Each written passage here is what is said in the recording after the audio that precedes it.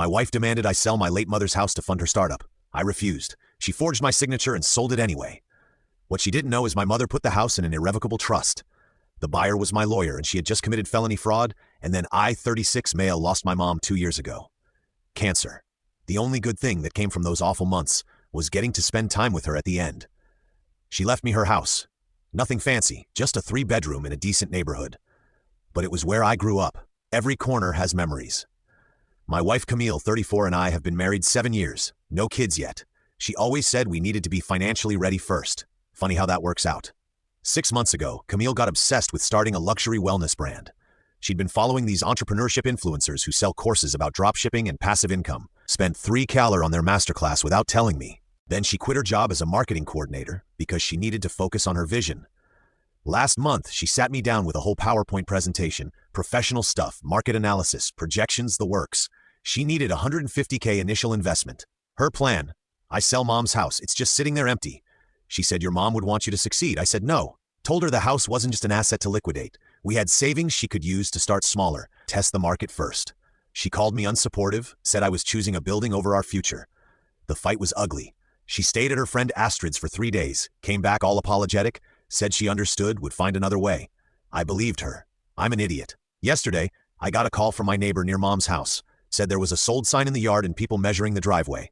My blood went ice cold. Called the realtor on the sign. They confirmed the house had been sold to a cash buyer for $380K, closing in 2 weeks. The seller me? Apparently. I drove straight there. Sure enough, sold sign, lockbox on the door. My hands were shaking so bad I could barely dial my phone. See, here's what Camille didn't know. Mom didn't just leave me the house in her will. She was too smart for that. She'd set up an irrevocable trust 5 years before she died with me as beneficiary and her estate lawyer, Mr. Brennan, as trustee. I couldn't sell that house if I wanted to without going through him and the trust's requirements. Called Mr. Brennan immediately. He was very interested to hear about this sale. Asked me to forward any documentation I had. Then he said something that made my stomach drop. Jerome, did you recently sign any papers your wife gave you? Maybe told you they were for something else? 3 weeks ago, Camille had me sign what she said were forms for her LLC formation. I'd been working late, exhausted, signed without reading. I know. Stupid doesn't begin to cover it. Missa. Brennan told me not to contact anyone, not to confront Camille, and to come to his office first thing in the morning. Said we needed to document everything properly. I went home, acted normal. Camille was bouncing around the kitchen, happier than I'd seen her in months, talking about vendor meetings, packaging samples. I wanted to throw up.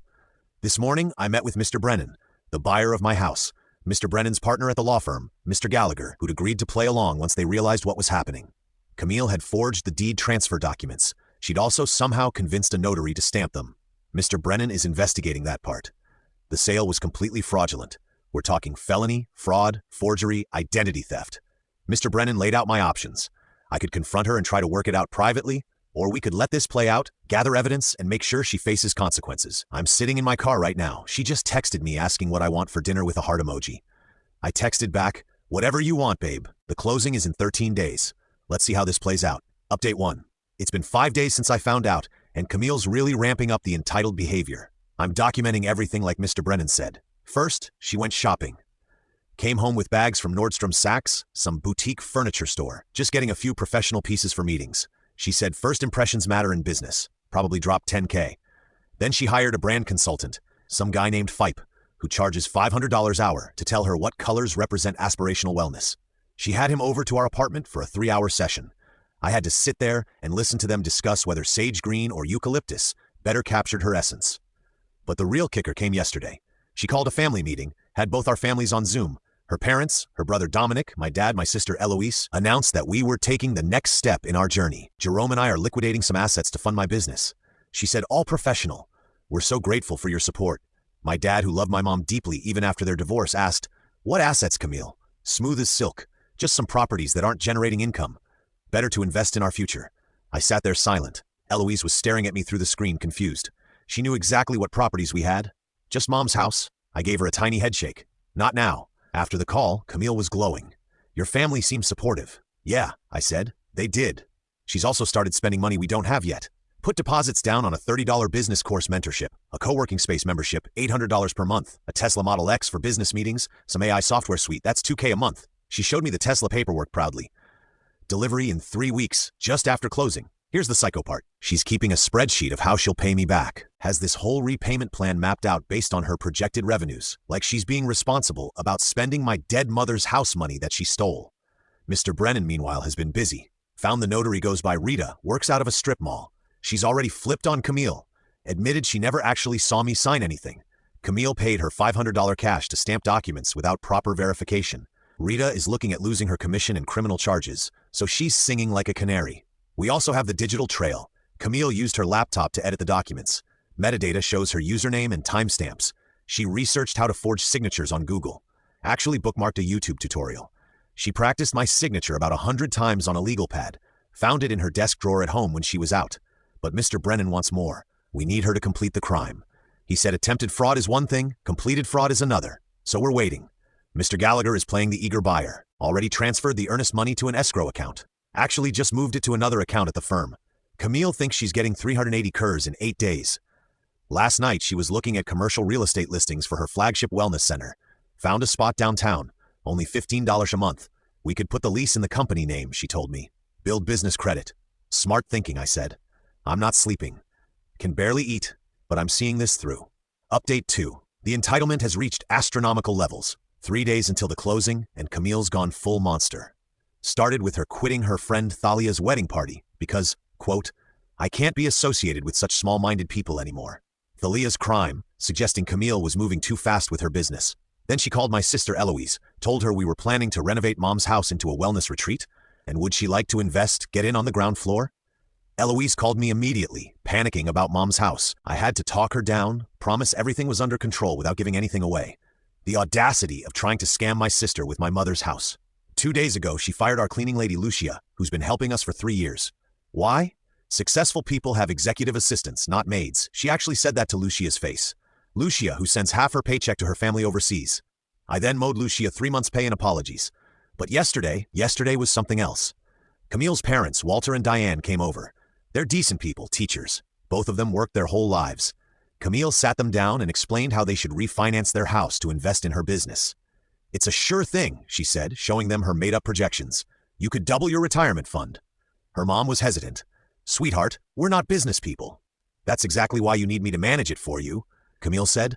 I'll take care of everything. They left looking confused, but said they'd think about it. The woman was ready to tank her own parents' retirement for her fake business. Then came the nuclear option. This morning, Camille told me she's pregnant. Just dropped it casually while I was drinking coffee.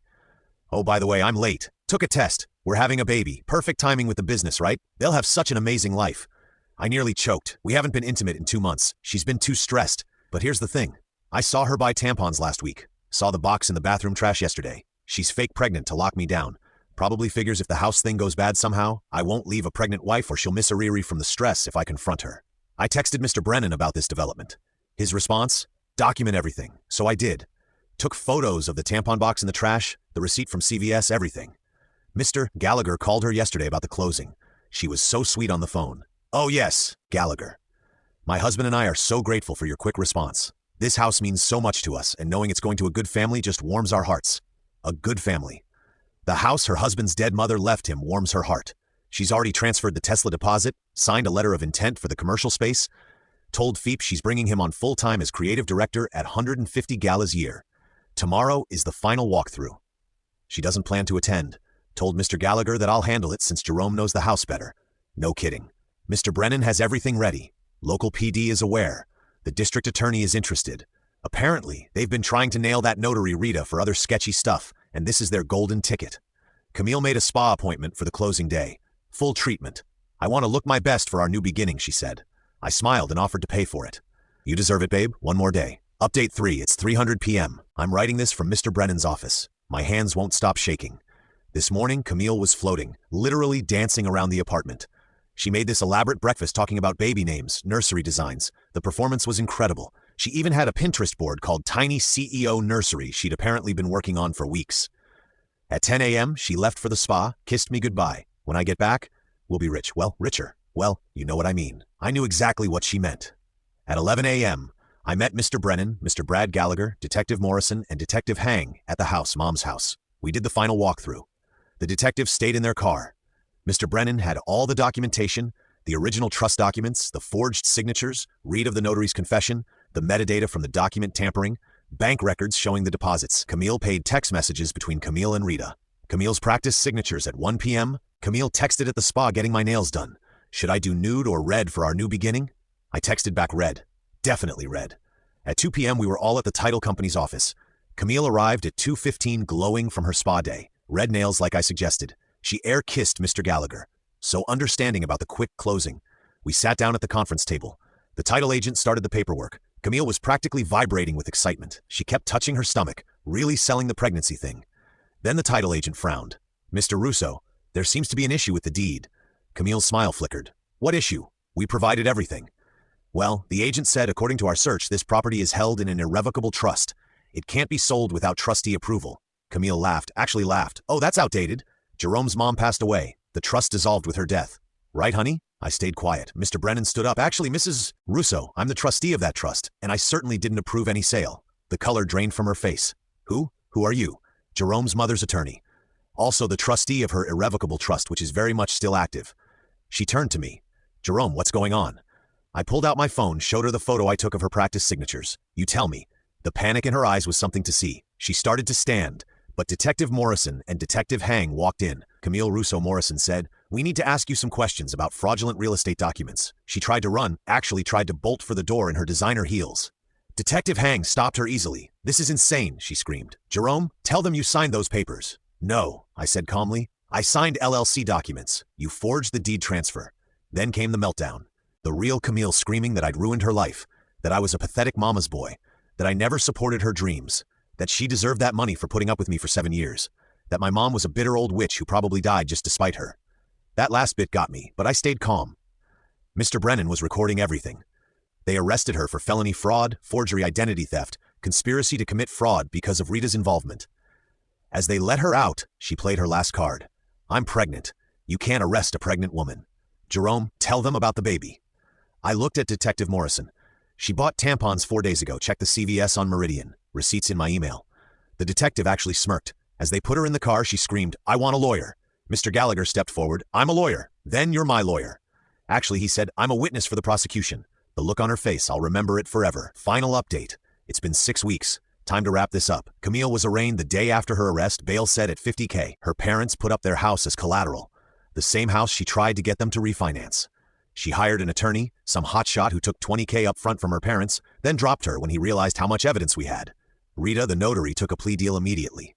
Testified against Camille in exchange for reduced charges. She lost her notary license, got 2 years probation. Camille tried everything.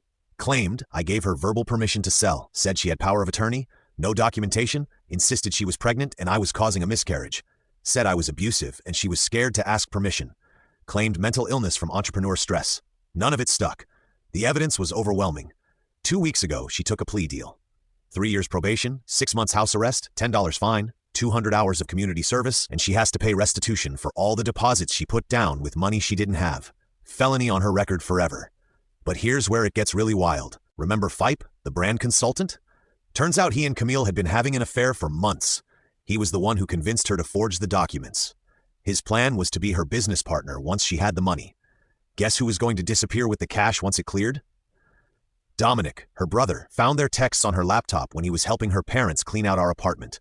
Hundreds of messages about their future together, how stupid I was, how they'd run the business from Europe. Fipe was already looking at apartments in Switzerland. When Camille found out Philippe sold her out to save himself, she lost it, violated her plea agreement by harassing him, got caught, and now might serve actual jail time. The divorce was uncontested. She got nothing. Judge saw the fraud conviction and basically laughed her attorney out of court. She tried to claim alimony. Judge reminded her she's lucky. I'm not suing for emotional distress. Her parents won't speak to her. They nearly lost their house because of her bail. Dominic told me she's living in some studio apartment, working as a receptionist at a gym. No more entrepreneurship influencers. No more luxury wellness dreams. The best part? Remember Thalia, whose wedding party she quit? Thalia started an actual wellness business last month. It's doing great. She posts about it on Instagram where Camille can see it. Petty maybe. Karma definitely. Mom's house is safe. Still in the trust. Still mine to visit when I need to feel close to her. I'm in therapy dealing with the betrayal. It's hard. 7 years of my life with someone who could do this. But last week, I went to Mom's house, sat in her garden. The roses she planted are blooming. There's peace there. Quiet. No lies, no schemes, just memories of someone who actually loved me. Eloise came by with Dad. We had coffee in Mom's kitchen, told stories about her. Dad cried a little. She'd be proud of you, he said. She always worried Camille wasn't right for you. Mothers know. Yeah, they do. I'm doing okay. Getting better every day. Learn some expensive lessons about trust and verification, about seeing people for who they are, not who you want them to be. Oh, and Lucia, our former cleaning lady. I helped her start her own cleaning business. She's got 5 employees now. Sends me pictures of her kids in their school uniforms. Huge smiles. Says she prays for me every Sunday. That's worth more than any wellness empire. To anyone reading this, trust your gut. Document everything and never ever sign anything without reading it. Especially if it's from someone you love. Thanks for following along. Time to move forward. P.S. Mr. Brennan framed the forged deed in his office right next to his law degree. He calls it the most expensive piece of art he owns.